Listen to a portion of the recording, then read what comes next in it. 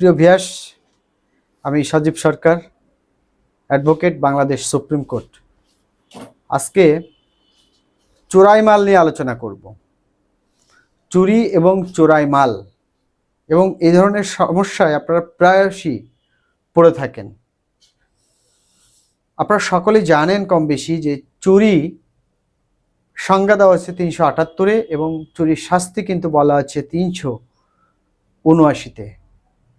যদি কেউ চুরি করে তাহলে কিন্তু ৩৭৮, ৩৭৯, বাসগৃহ থেকে হলে ৩৮০, বাহক কর্তৃক চুরি হলে ৩৮১। এই ধরনের ধারাগুলাই কিন্তু চুরির ধারা হিসেবে অন্তর্ভুক্ত করা হয়। তো আমাদের মূল আলোচনার বিষয় চোরাই মাল, অর্থাৎ চুরির মাল। আপনার বাসা থেকে চুরি হলো, চোর সেই মাল অন্য কোথাও বিক্রি করলো, তখন আপনি কিভাবে আপনার এই চুরির মাল আপনি ফেরত পাবেন বা আদৌ ফেরত পাবেন কিনা, এই বিষয়টি নিয়ে আলোচনার মূল বিষয়বস্তু আজকে। তো আপনার বাসা থেকে চুরি হওয়ার পরে যদি ওই চোর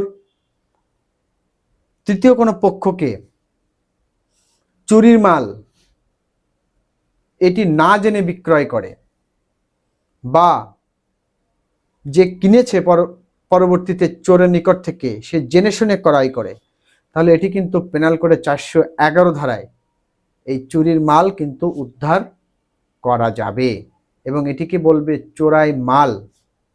৪১০-এ কিন্তু চোরাই মালের সংজ্ঞা দেওয়া আছে, ৫ প্রকারের চোরাই মালের কথা বলা আছে, যেমন চুরি, আত্মসাৎ, অসাধুভাবে আত্মসাৎ, দস্যুতা, প্রতারণার মাধ্যমে আত্মসাৎ বা বিশ্বাসভঙ্গের মাধ্যমে আত্মসাৎ। এই ৫টি বিষয়কে কিন্তু চোরাই মাল বলে এবং এই চোরাই মালগুলো উদ্ধার হবে কিন্তু ৪১১ ধারায়।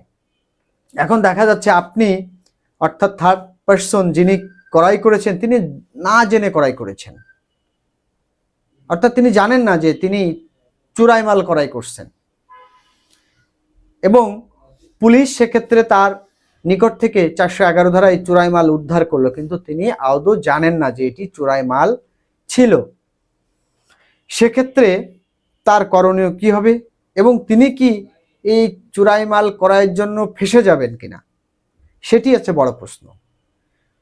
তো আইনে এখানে সুস্পষ্টভাবে বলছে যে যদি কেউ না জেনে চোরাই মাল ক্রয় করে, সেক্ষেত্রে কিন্তু পুলিশ বা সেই ক্রেতা নিজেই কিন্তু সে পরবর্তীতে যদি জানতে পারে যে এটি আসলে চোরাই মাল ছিল, তাহলে তিনি কিন্তু পুলিশের নিকট ফেরত দিতে পারবেন বা প্রকৃত যিনি মালিক তার নিকট কিন্তু ফেরত দিতে পারবেন।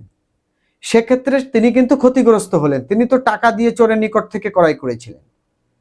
এখন তার এই যে টাকা ফেরত পাওয়ার উপায় কি, নাকি চোরাই মাল ক্রয়ের জন্য তিনি আর এই টাকা পাবেন না? এখানে আইনের বিশ্লেষণ হচ্ছে, হ্যাঁ, তিনি টাকা ফেরত পাবেন। কিভাবে পাবেন? কারণ তিনি কিন্তু চোরের নিকট থেকে না জেনে ক্রয় করেছিলেন, অর্থাৎ চোর কিন্তু তার সাথে প্রতারণা করেছে, অর্থাৎ 420 যাকে আমরা বলি, সেইটি কিন্তু চোর তার সঙ্গে করেছে। কাজেই তিনি কিন্তু ওই চোরের বিরুদ্ধে, এই চোরাই মাল ফেরত দিয়ে প্রকৃত মালিকের নিকট তিনি কিন্তু চোরের বিরুদ্ধে ৪২০ ধারায়, ৪০৬ ধারায় তিনি কিন্তু একটি প্রতারণার মামলা দায়ের করতে পারবেন তার ক্ষতিপূরণের জন্য, টাকা উদ্ধারের জন্য। এবং তিনি যদি আসলে জেনে শুনে যদি চোরাই মাল ক্রয় করেন বা রাখেন, সেক্ষেত্রে কিন্তু তিনি ওই মামলায় চোরের সহযোগী হবেন এবং পুলিশ উদ্ধার করার পরে তিনি কিন্তু ৪১১ ধারায় কিন্তু চোরাই মাল গ্রহণের জন্য দণ্ডিত হবেন এবং এখানে আইনে বলছে যে ৩ বছর পর্যন্ত তার কারাদণ্ড হতে পারে, সশ্রম বা বিনাশ্রম, সাথে অর্থদণ্ড হতে পারে বা উভয় দণ্ড কিন্তু দণ্ডিত হতে পারে। তাহলে এখানে কথা ক্লিয়ার, যদি তিনি চোরাই মাল জেনে শুনে গ্রহণ করেন বা রাখেন বা ক্রয় করেন, তাহলে কিন্তু তিনি চোরের সহযোগী হচ্ছেন এবং চোরাই মাল রাখার জন্য কিন্তু তিনি এখানে আমাদের যে অপরাধ, সেই অপরাধে কিন্তু তিনি যুক্ত হচ্ছেন। এবং তিনি যদি চোরাই মাল না জেনে ক্রয় করেন, সেক্ষেত্রে তিনি চোরাই মাল ফেরত দিতে পারবেন প্রকৃত মালিককে এবং তার সঙ্গে চোর যে প্রতারণা করেছে তার জন্য কিন্তু তিনি 420 ধারায় কিন্তু একটি প্রতারণার মামলা রুজু করতে পারবেন। তো প্রিয় ভিউয়ার্স, আশা করি সকলে বুঝছেন যে চুরি হওয়ার পরে সেই পণ্য কিভাবে উদ্ধার করা যায়, এবং যদি কেউ না জেনে সেই পণ্য রাখে তাহলে তিনি কিভাবে তার টাকা উদ্ধার করতে পারবেন। তো সকলে ভালো থাকেন, সুস্থ থাকেন। নতুন কোনো আইনি আলোচনায় আপনাদের সঙ্গে আবার দেখা হবে।